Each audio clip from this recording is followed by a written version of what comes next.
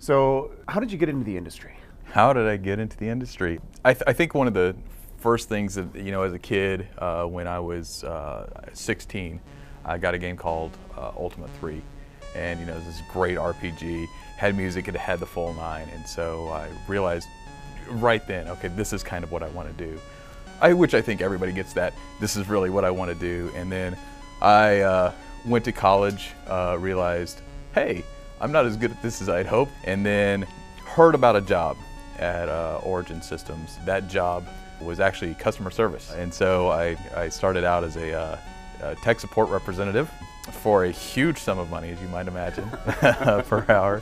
And the thing about it really introduced me to the games. And so at the time, they had a really unique system where you did QA and you did customer service. And then from there, I just worked my way up into development, over the years, and work, weasel, however you want to phrase it.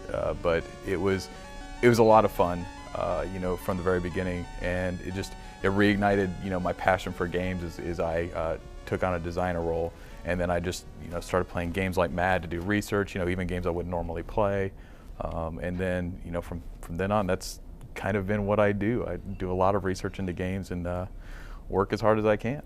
What was the path from Origin to ZeniMax Online?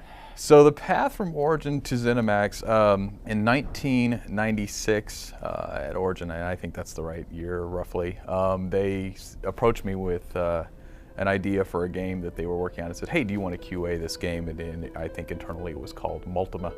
And it eventually became Ultima Online. That was the first foray I'd had other than MUDs into, online games of that caliber. And, I was a huge MUD fan. So when I got the chance, I was like, okay, this sounds fantastic. Yes, I would really like to play this game with thousands of other people, meet them, greet them, kill them, those type of things. And so from Origin, though, I eventually became the lead designer on Ultima Online on the live side of things, and I learned a lot on that project about how live works, how it works to introduce systems that are both loved and perhaps not so loved by the community, but it teaches you a lot. And then I went from there when I thought that, I'd kind of gotten to a point where I'd worked on the game for so long, I was ready for something else, and so I started at NCSoft, and we started working on a game called Tabula Rasa at the time, and that went through many incarnations, various things, and so from there we launched that. I worked a little bit on an internal project that they gave me at NCSoft before.